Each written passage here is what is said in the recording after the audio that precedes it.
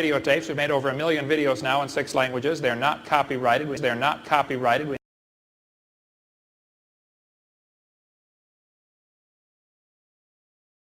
What I'd like to do in this tape is cover 2 subjects. Number 1, we're going to talk about what can be done, what can teachers do in a public school? What does the law say? You know, what's right and what's wrong? And then secondly, the second half of this tape will be an actual presentation with me speaking to about 700 students in a public school.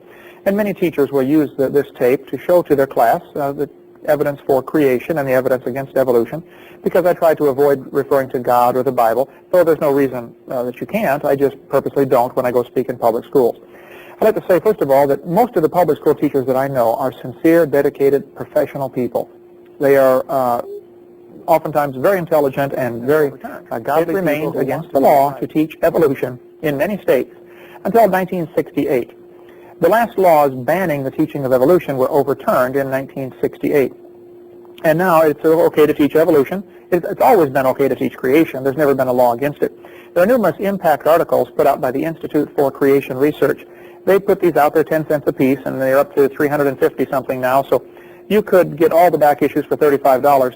This goes through all the different things about creation, evolution, and quite a few of these impact articles deal just with the topic of teaching creation in public schools. Might be very helpful information to you to show you that you can teach creation science in your public school. Even the evolutionists admit this. It's never been against the law to teach creation. To give the creation account, it is very much part of the scientific discussion. Real science looks at all the different options, the different views. How did the world get here? The fact of the matter is, nobody alive today was here when it started. So any view of creation, be it evolution, is going to be religious by nature. I know the subject is controversial and some folks get all bent out of shape over this question, but the problem is they think that creation is religious, and it is, but they think that evolution is science, and it's not. Evolution is also a religion. And so I speak on this subject all the time across the country. If I can be of any help, if your students have any questions as they watch these tapes, please don't hesitate to call me. Flood. You say, wait a minute, if dinosaurs lived with man, what happened to them? Well, I think Noah took dinosaurs on the ark. Dinosaurs on the ark, they're kind of big, aren't they? Well, the big ones were big, but the little ones were little. And Noah was 600 years old when he built that boat. He was smart enough to figure out, you don't have to bring the biggest ones you can find. Bring 2 babies. Just be sure to get a pink one and a blue one. That's all you got to worry about. And, I mean, there's a lot of reasons to bring babies. They're smaller, they eat less, they sleep a lot more. They're a little tougher to handle a rough voyage, you know. Kids can bounce and get up and keep going. Adults fall down and break. So, yeah, I think he brought young ones on the ark. You say dinosaurs on the ark? Yeah. He only had to bring 2 of each kind, not 2 of every individual variety. There's only about 15 or 20 or 30 different kinds of dinosaurs. Now, the books have hundreds listed. I think about 800 listed in the books. That's because there's a real tendency, if you find a dinosaur bone, try to make it a new dinosaur so you can be famous. They find a little bump on the bone, slightly different, you know, and make it a whole new species when it's just another variety of the same thing. But Noah only had to bring 2 of each kind on the ark. After the flood, I think man killed off most of the dinosaurs. And that's why we have all the legends about people killing dragons. You know, there's a lot of stories about people killing dragons. Gilgamesh slew a dragon, Beowulf slew a dragon, Prince George slew a dragon. Lots of stories about people killing dragons. Where did those stories come from? Are they just mythology? Well, maybe so. But there's an awful lot of stories that sound awful similar. Maybe they're founded on facts. Maybe people really were killing off the dinosaurs. I think as time came along, that flood was 4,400 years ago. That's a long time. Dinosaurs became more and more rare. People were killing them off. Matter of fact, some species, there was a price put on their hide. If you could kill a Tyrannosaurus Rex, you would be a hero. They tell stories about you around the campfire. So probably many of them became extinct in the first 1,000 years or so. But I think dinosaurs have lived with man all along, and I think a few dinosaurs, including this one,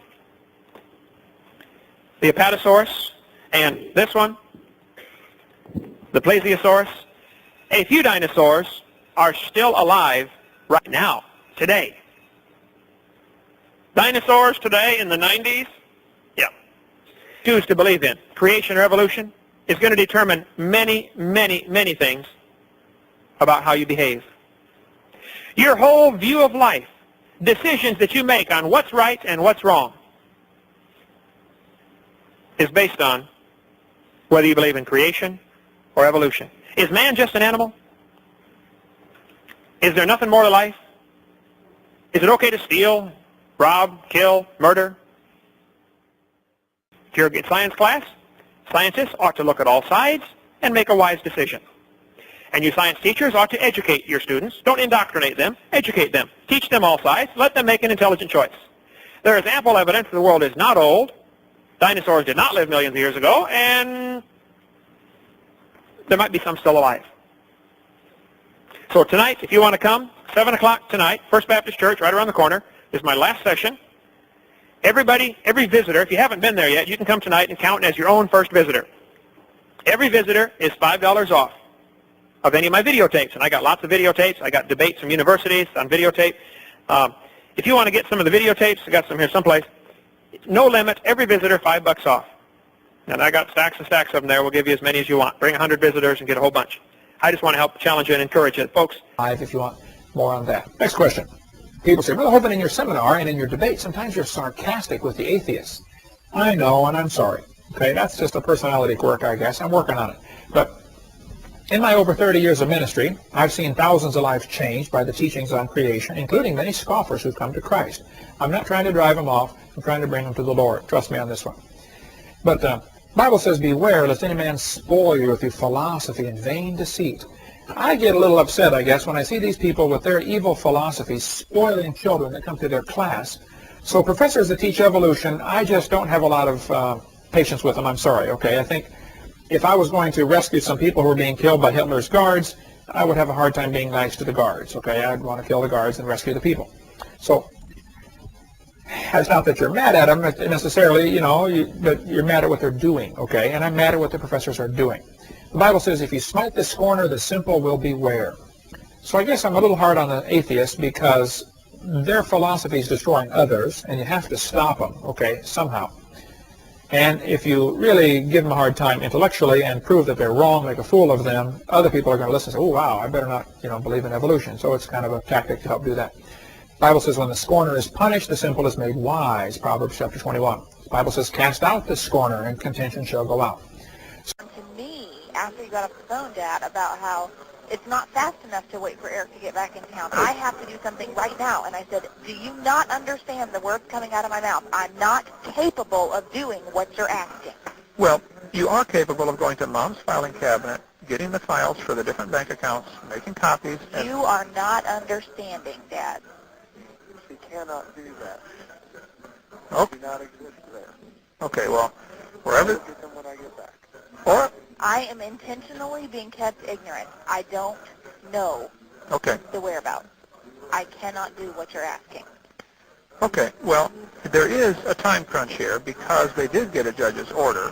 Okay, well, I have prayed about it and searched. Of course, I've talked to Glenn for hours and hundreds of hours over the last 4 years, and I know there's a lot of people with different opinions on this, but I am 100% convinced that what we have done is correct scripturally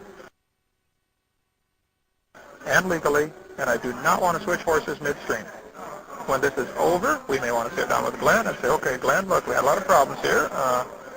Would you transfer ownership or to somebody else, or should we become a corporation, or whatever? About how the government's trying to file, or either the government or IRS is trying to put liens on all the other properties. How does she know that? I guess she talked to Behringer this morning, and Behringer said something about that. So I'm trying to find out more about that. Don't tell Behringer anything. He should not even know there are other properties. They're all different trusts. That's all Glenn has to do all that. Behringer's sticking his nose in where he doesn't belong. This case is against Kent and Joe Hovind. It has nothing to do with CSE. It has nothing to do with any other trusts. I agree, and I don't know what Mom has told him, and I doubt she would have told him anything like that. Just be sure Mom understands. Don't tell him nothing. He's it's like, why don't you put Marcus Point on the list too, He'll see that. Come on. It's not mine. Yeah.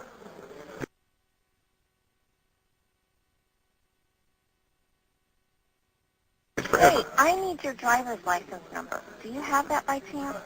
What do you need that for? Eric is at the, Janet Holly's place, and he's checking to make sure nothing else is in your name, and